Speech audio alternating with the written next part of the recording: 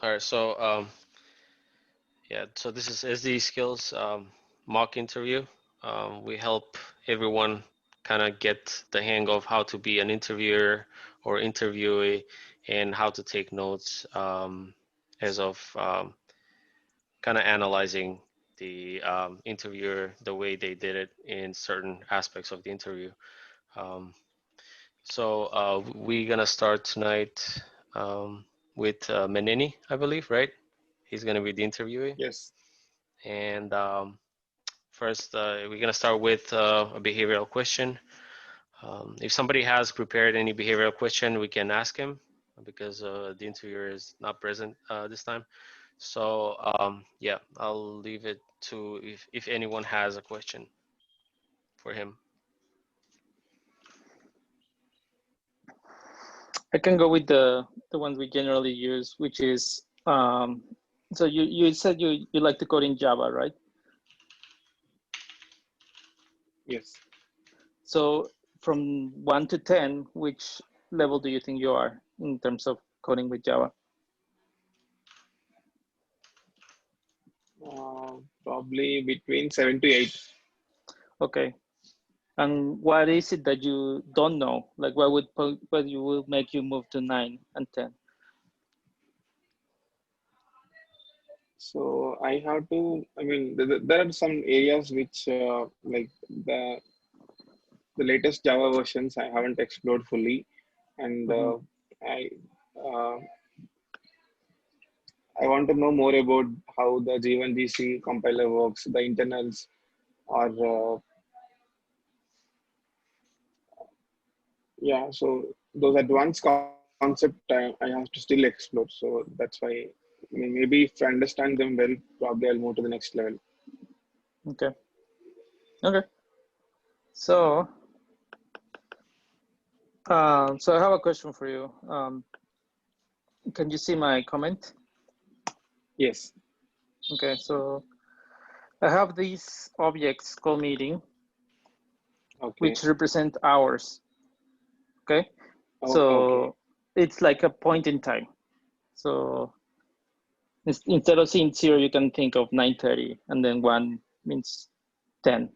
But it's simpler to think about it in terms of not just integers, right?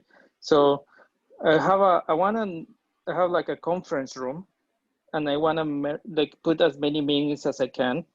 So let's say for the first, like line 13 is what I have, all the meetings that I have in a day. And for example, I mean, the first meeting, you just leave it as is because there's no overlap. But the second and third meeting, if you see, there's an overlap because one is from 3 to 5 and the other one is from 4 to 8. So you merge these two. You merge, so it's a 3 to 8, and so on and on. So is the question clear?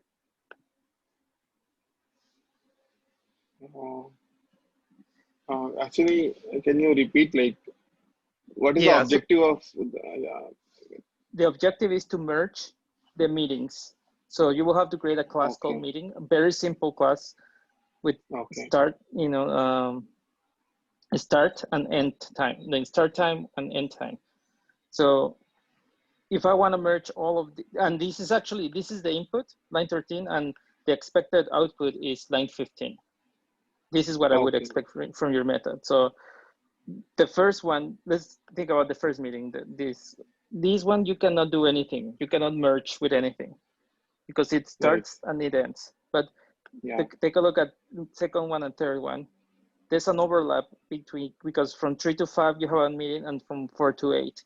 So those two can be merged. So you merge it yes, into 3 to 8. Then we can keep going, Uh, okay, these two, for example, this one is from 9 to 10 and then from 10 to 12. You can merge that because you can do from 9 to 12 and it reflects in this last one. So the ask is, given this list of meetings, return a list with the merge meetings. And the meeting class is just a simple start and start time and end time. That's it. Okay. Yeah. Okay. Okay. Um, and the input is not sorted as I see, right? Correct. It's not sorted. Random.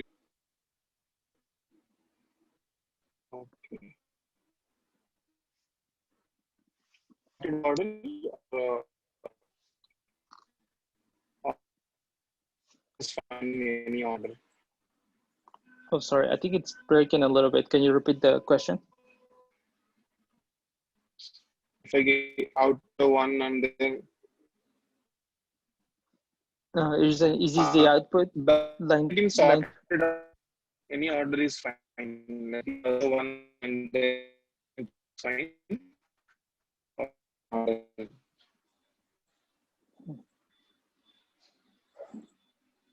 Uh,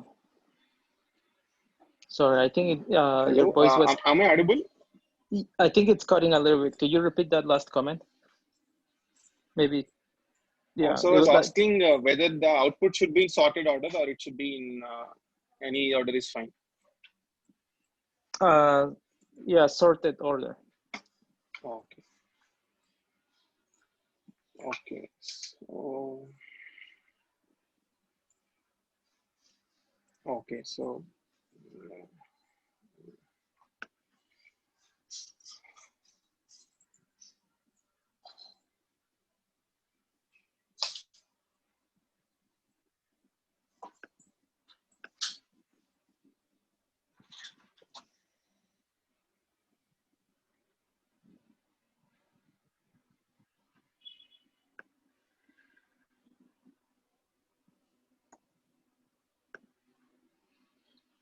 Yeah, feel free to ask more questions.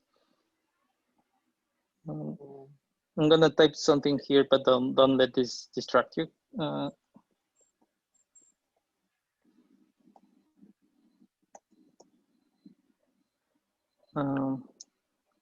Since the intention of the problem is not to code the class itself, I pasted it here for reference, just what meeting is. You don't have to use this, but you could use it if you want to. Sure. Just as a reference, if you need to. Okay. But yeah, the end result is an array of these of 3 objects meeting with the merge times. So yeah, I mean, feel free to start if you want to just maybe you want to just try to solve it like talking about it, you know, just even just in and I think that will be helpful for you as before moving to the next step. Sure. How would you solve it? So actually, yeah. So my initial what I'm thinking is I'll sort the input on the start time. So the adjacent time blocks will be next to each other if I sort on start time, and then once they are in the proper order. So if I take 3 to 5 and 4, so there can be merged, right? So the condition that I can see here is if the end time is less than the start time, less than or equal to, and the end time of the second one is less than the end time of the first one, they can be merged. Okay. So as long as this property is satisfying, I can keep going further. If that's not possible, I'll stop here, I'll merge the intervals and I'll go for the next one. Okay. I think that will work, yes. Yeah, so for this, the time complexity will be, because I'm sorting the n meetings, and it takes n log n for sorting, and then I'm doing one pass to, so then n log n plus n, so I'm assuming it will be around n log n. You said n log n log n. and login for sorting, and then another pass to merge the intervals. So another order of n. So combining these to complexity, time complexity, order of n log n. Okay. Yeah, that makes sense. So I'll start coding. Yeah.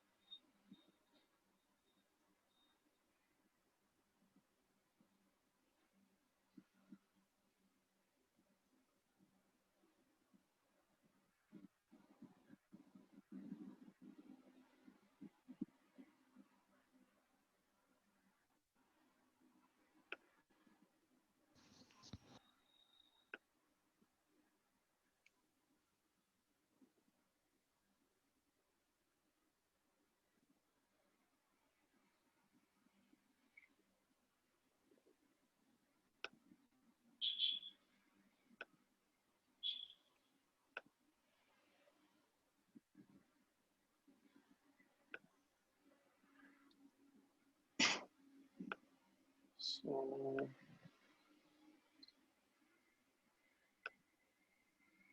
I have to sort that. So I'm assuming. So I want to reuse the class defined here, the meeting class. Yeah. So Feel free to. You can uncomment it, and I think that would just work. But yeah. And so as I said, first I would like to sort list by start time. Mm-hmm. So I will use collections dot sort of meeting intervals.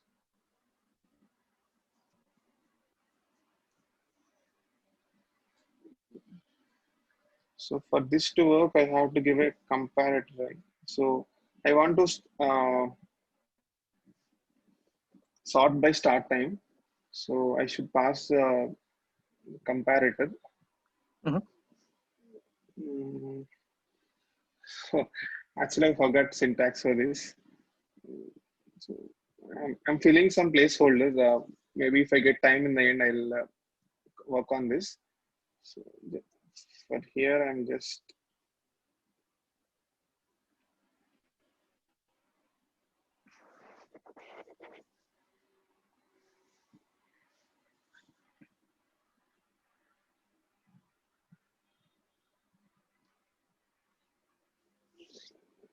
so here uh, after sorting now the list will be in ordered by the start time.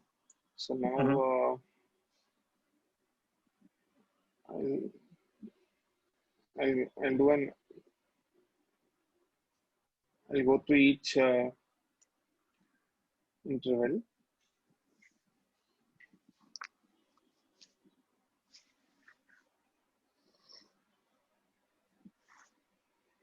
Mm-hmm.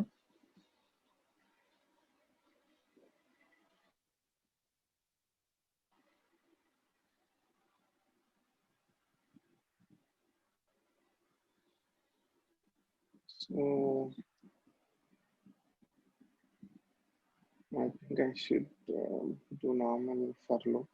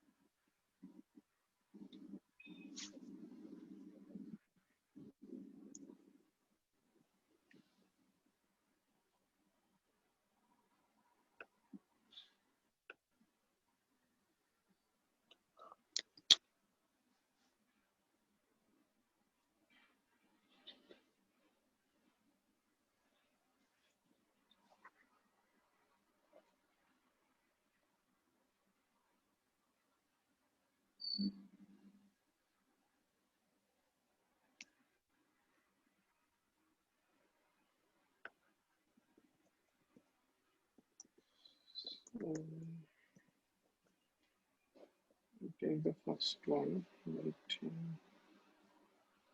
Start.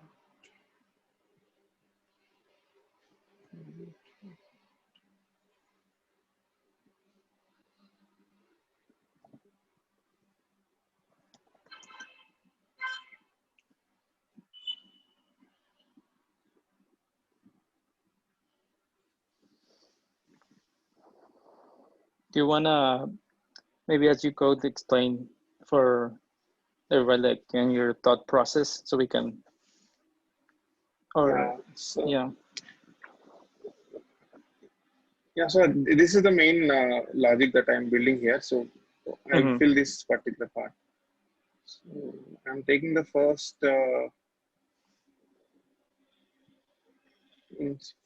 item from the list, and I'll take the next one. So actually, I'm not this auto suggestion. It's how not working in mobile.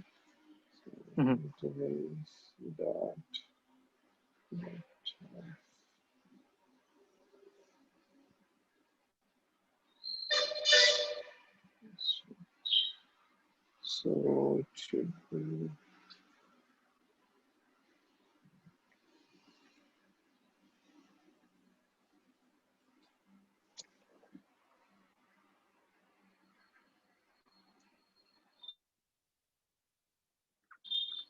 So I'm taking the current one and the next one. So if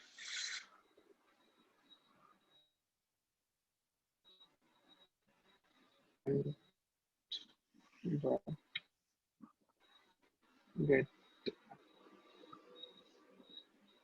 in time, I have to and should be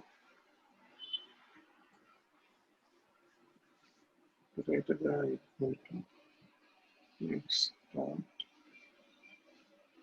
get started. Do you see anything wrong with line 17? So 17.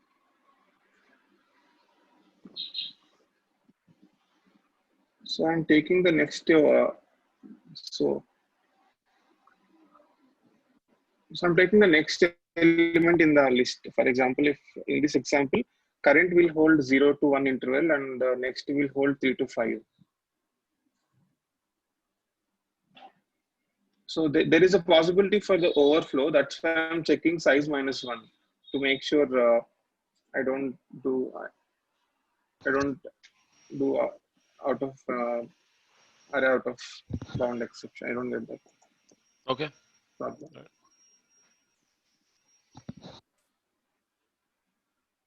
So I'm checking this condition if the current end time is greater than or should be greater than or equal to the start time of the next one. So that that's the condition to merge the intervals. So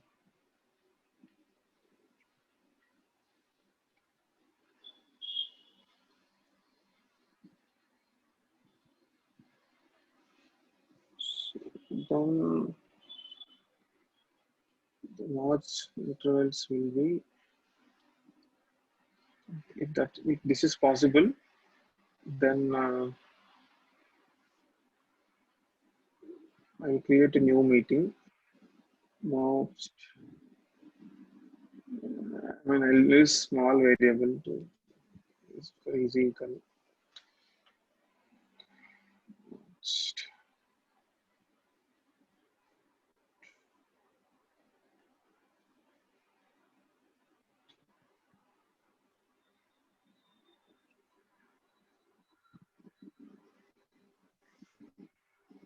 So the most start time will be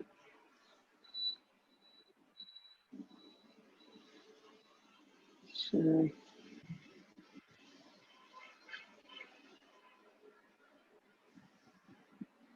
current dot get start time.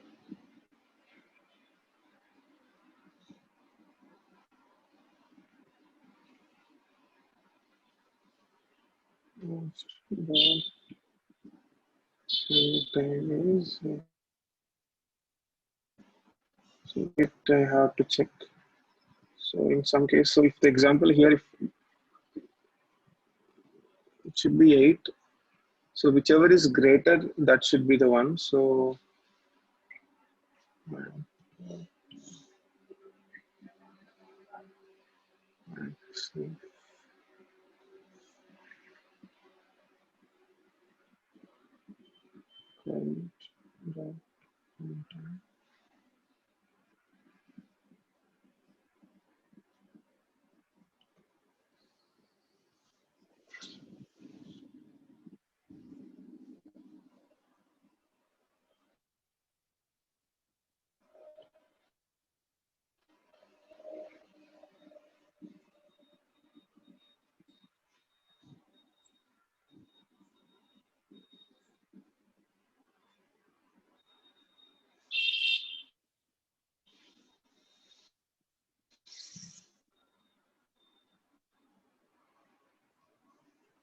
so I have to return array. So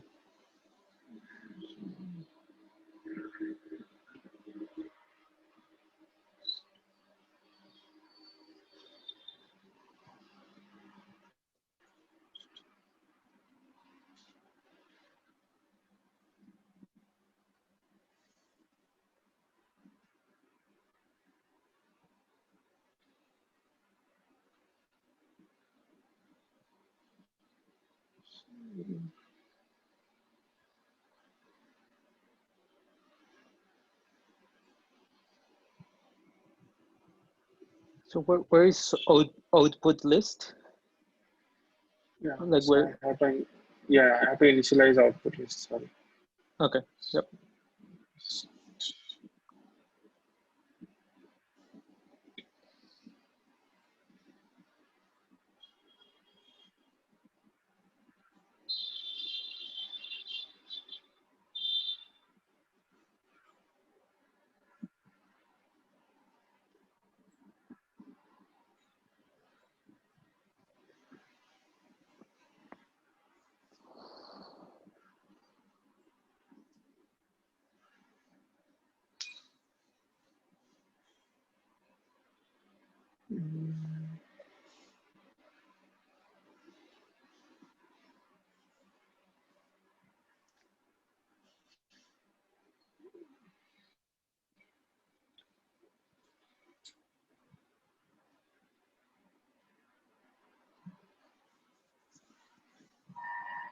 Yeah, so I'm just trying to do one dry run to understand Mm-hmm.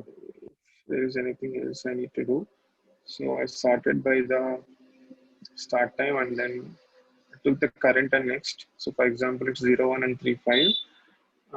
Current dot get end time. So 1 is greater than or equal to 3. So no. So I'll move to the next one. So then current will be 3, 5 and next will be 4, 8. 4, 8. So 5 is greater than or equal to 4. So then start time will be 3 and end time will be max of 5 and 8. So it will be 8. So I created, oh, then I missed the 0, 1 to the list. First Mm-hmm. thing I missed. Okay, so mm, so I have to write an else condition here.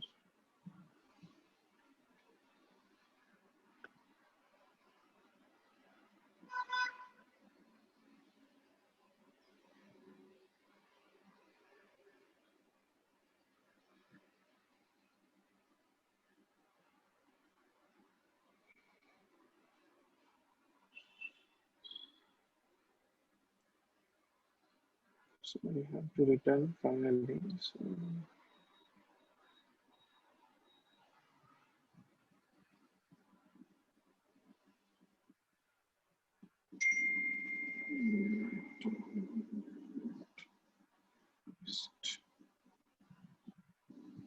So So now I added 0, 1, and then I added 3, 3 to 8. And then I have 9, 10, and 10 to 1 next. So current becomes 9 to 10, and this 10 to 12. Yeah, I think it is working. Okay. Do you feel comfortable like running some tests on top of it, or do you think it's going to be hard on mobile? Yeah, it's actually a little difficult on mobile. So this is the first time, so I wasn't fully prepared. Okay, then well, let's do this. Let's then think about all the test cases that are relevant, and you can write them down in like in a comment or something. But I want you to think about all the edge cases and like relevant test cases. Yeah, sure. And then maybe we can do a dry run for the ones you think, yeah, for them. Sure. So one of the test case could be no empty list. So if it's an empty array, it should still work. So I just return if something there is nothing, or if it is only one, I will just return it back.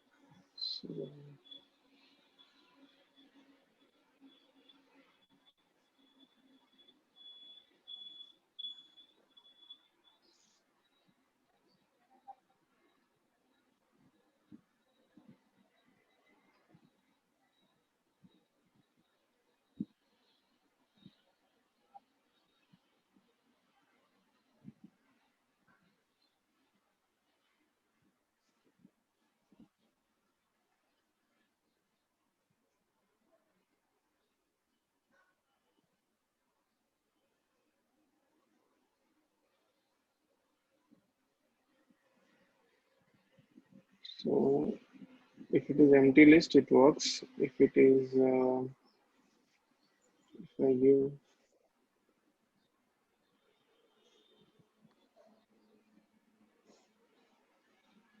let's say 0 to 5, it just returns, so it works. Let's say if I give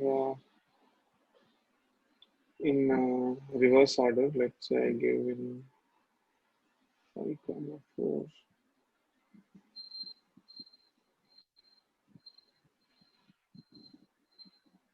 3, 2.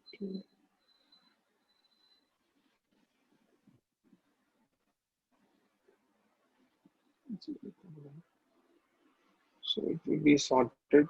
It becomes 0, 1, 2, 3, and 4, 5. And there is no overlapping. So it should return 0, 1, 2, 3, and 4, 5. So I mean, the starting time is always earlier than the end sorry, time. Yeah. Oh, correct. There is actually Dilip asked, posted in the chat. Why don't you try this test case? 1, 5. Can you hear me? Yes, sure. Yeah, do this. 1, 5. 1, 5. Then the next one is 4, 8. 4, 8.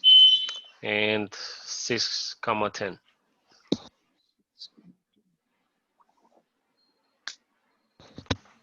Yeah, so walk us through this.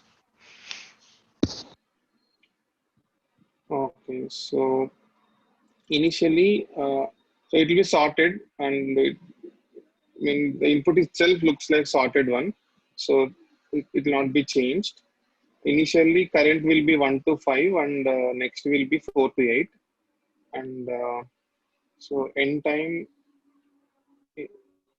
So current end time is 5, and the next start time is 4. So 5 is greater than or equal to 4. The condition satisfies.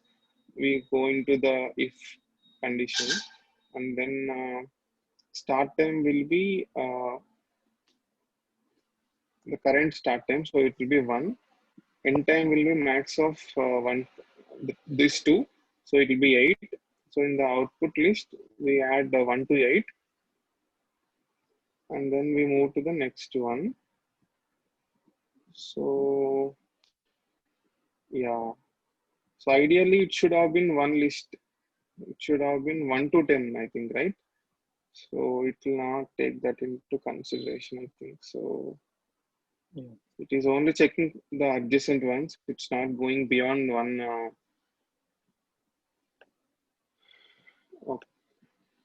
Okay. Okay.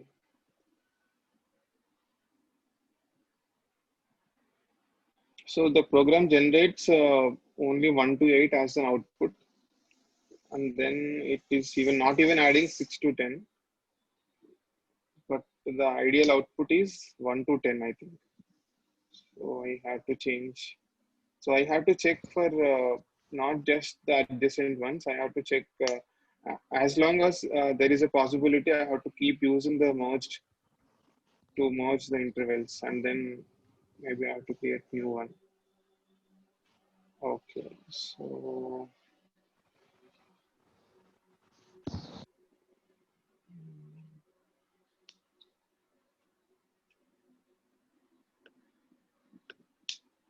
okay,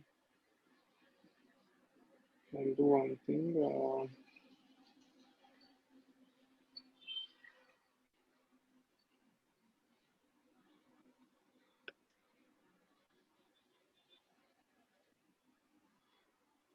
Mm,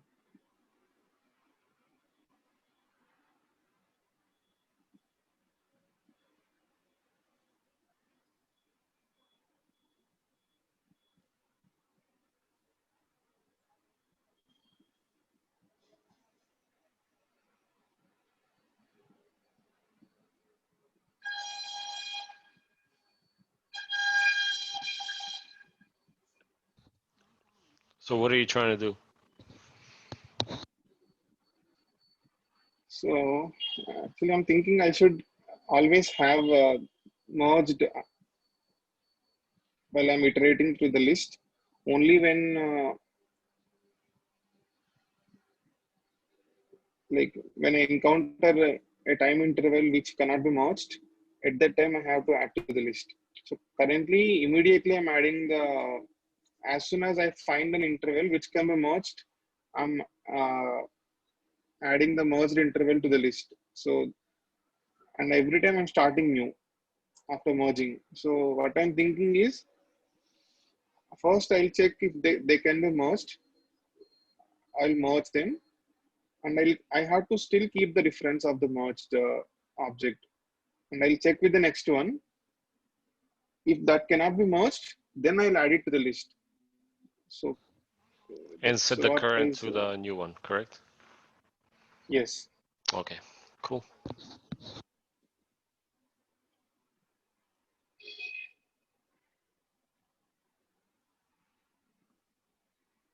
So,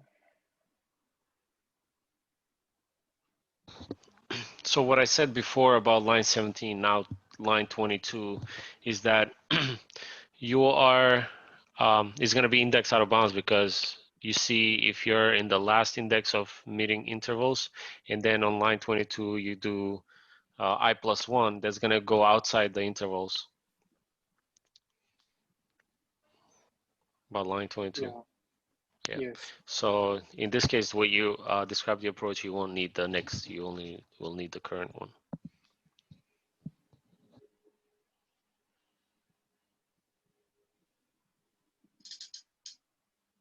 Okay. So actually, when you repeat like that, so I should remove the next and keep only current, and then keep checking the next one. No, no, no. I was saying on line 22, you would get index out of bounds for meeting intervals because when you get to the last I of meeting intervals, then on line 22, you're accessing the next one, which is outside the interval, outside the meeting intervals array size. You get what I'm saying?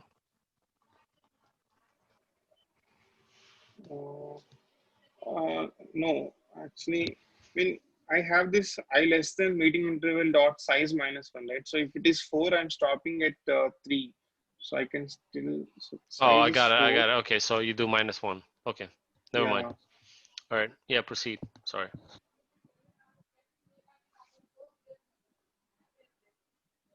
Okay. So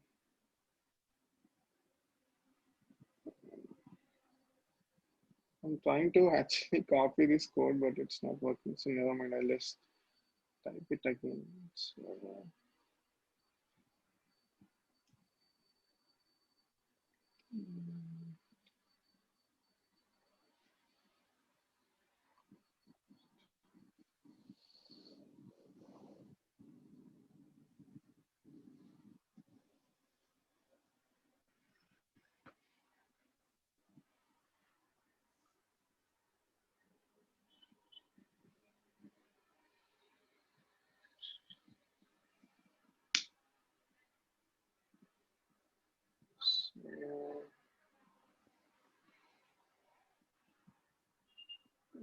so, this.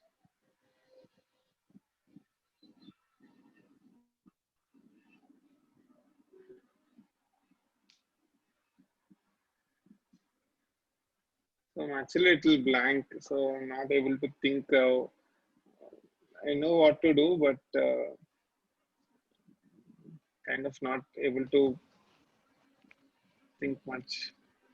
Hey, just we're very close to the end of time. We generally leave it until 9. Okay. Just before we close, can you think of any other, just stating the test cases that you think, like, let's say when you have more time, you can, polish this.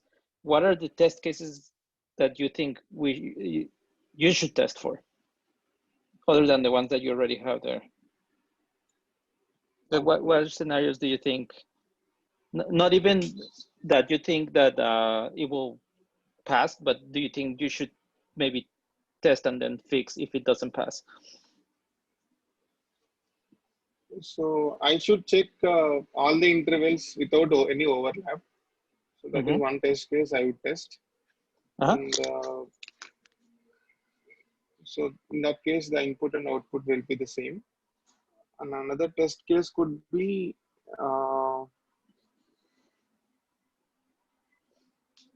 so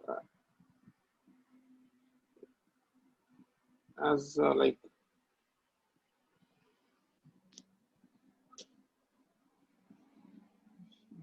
the first one itself is containing like, so in this example, the third 40th line, there is 1 to 5, 4 to 8, 6 to 10. At the Mm-hmm. end, it becomes 1 to 10. So Mm-hmm. maybe I should take the test case. The initial interval itself can be like, let's say the input could be like 1 to 10, and then 4 to 8 and Yeah. 7 to 9. Yeah, So that's the first another, interval itself is the combination. I biggest. mean, it includes the rest of the intervals. Yeah. So Yeah, that that's great. is one test case I should test. Mm-hmm. Uh, yeah. Okay, So I think so we're, go so ahead. tell me, what is the space complexity for this? So I'm using another output list, so, and temporary constant variables. So order of n. Okay. Do you have an idea how we can make it um, better? For example, of 1. Order of one. Okay. So then I have to do in place. Mm-hmm. So I have to keep a variable to understand what is the last merged interval or something. And then using that counter, I should know what is the end index, which is indicating the actual output response. So let's say in this case, I have 1 to 5, 4 to 8, 6 to 10, but the output is 1 to 10. So uh, I'm doing in place. So the first index itself, I'm modifying to contain 1 to 10. So if I'm using the input list, I should know what is the end the index which is representing the output. So maybe using a counter to indicate that might reduce the space complexity. Okay. So, Melanie, I think we're going to move to the next stage of the interview. So we have a few questions. We have one question for you. So how do you feel the interview went? How do you think you did? So I think I was able to understand the problem better, and I did well in understanding the problem and coming with the initial solution. But while implementing, I didn't do well in implementing the code, implementing the solution, and missed a few cases. Mm-hmm. Yeah. Okay. That's good. I think the next stage is for me and Martina to give feedback. I can start.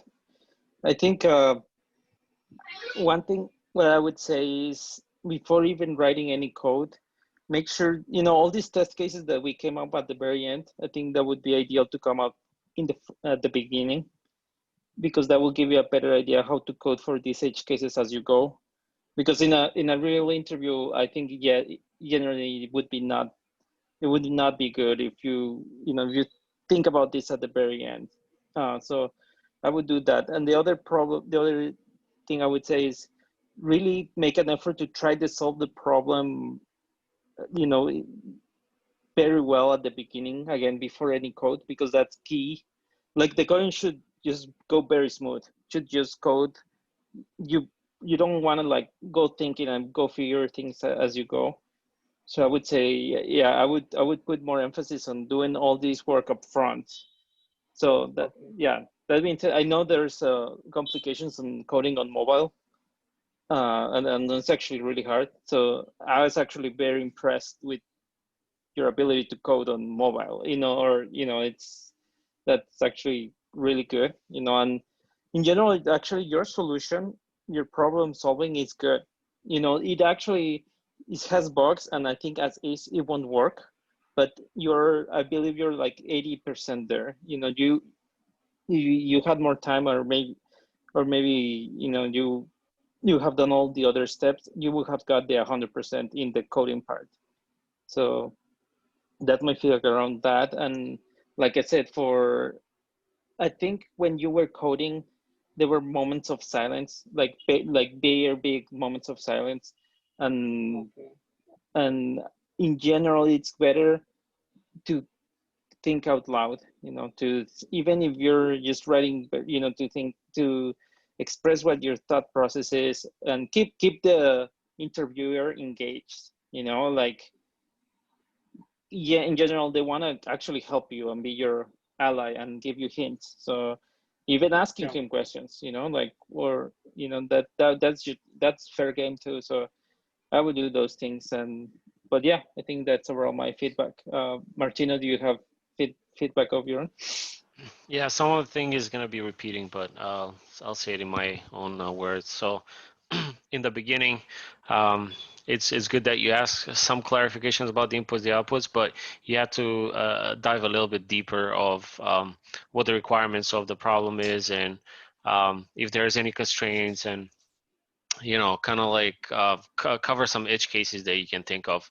That helps definitely when you come to the coding part. It just goes smoother.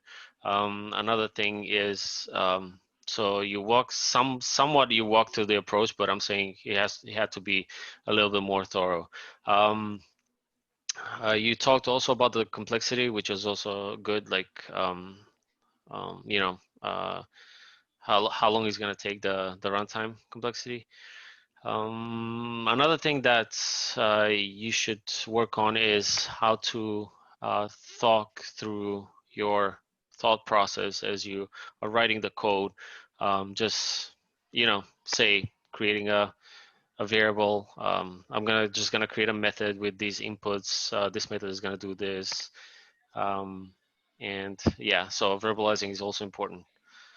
And yeah, you had a partially completed code.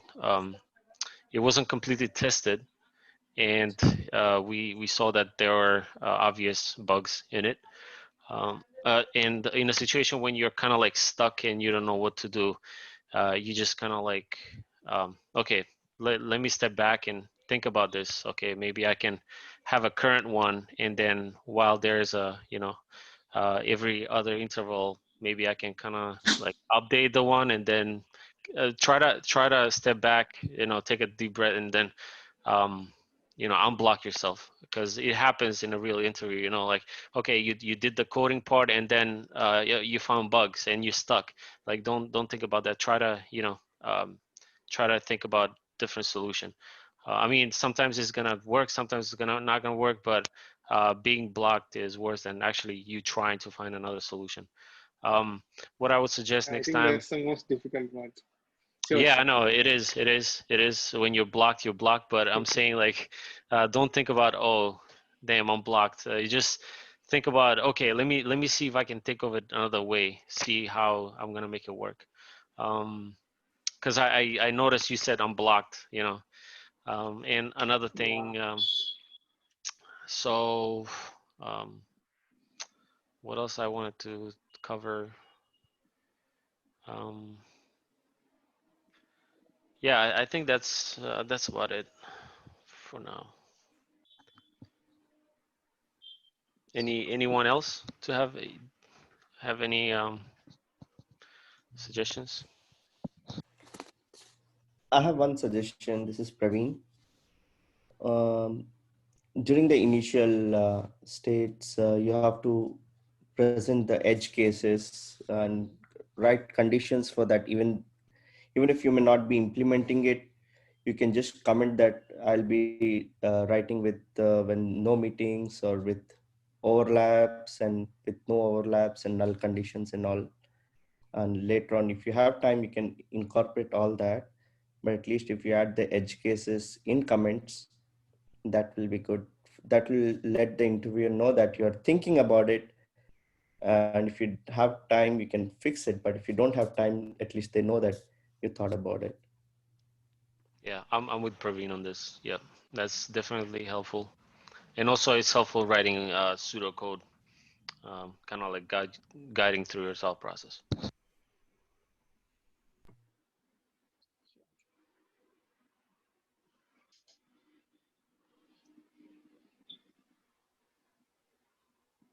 But one thing I need to understand or learn, how do you write code on on a cell phone? That's one thing probably you should tell all of us.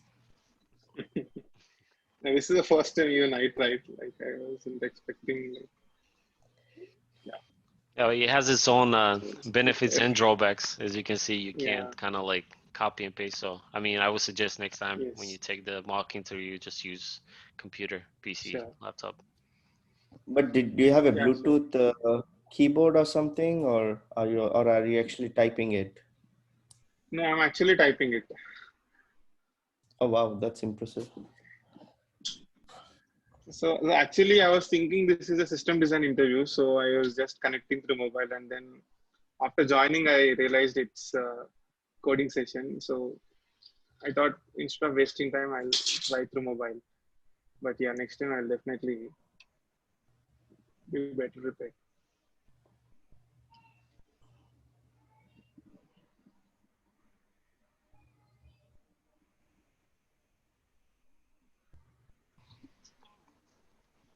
All right. So, any other suggestions, feedback, questions?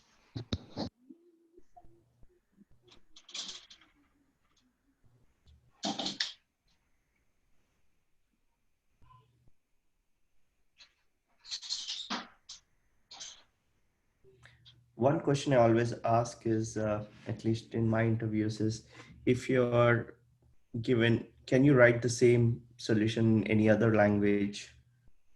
If so, which one would it be? And will that be faster than this one?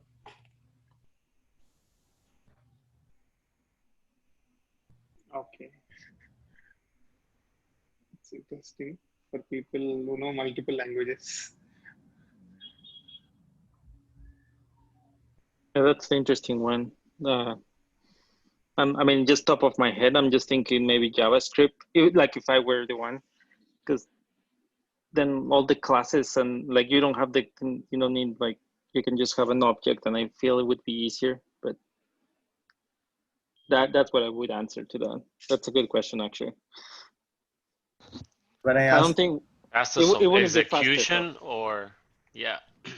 in terms of performance, which one will be good? In terms of ease of writing the code, like Mhm. Python, lots of people say Python or Go or something, which is easier to write.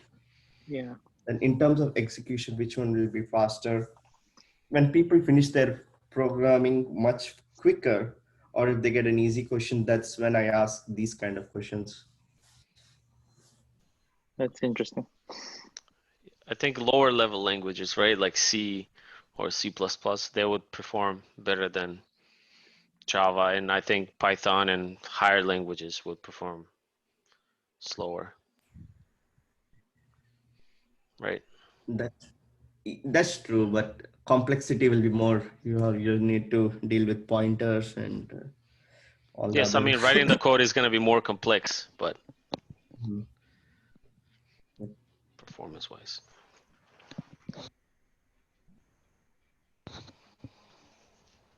Okay, so I guess I'm going to stop the recording. Um, thank you all for attending. Yeah, thank you all for your feedback. It's very valuable. I have noted I have noted those points, so I'll definitely improve on those things.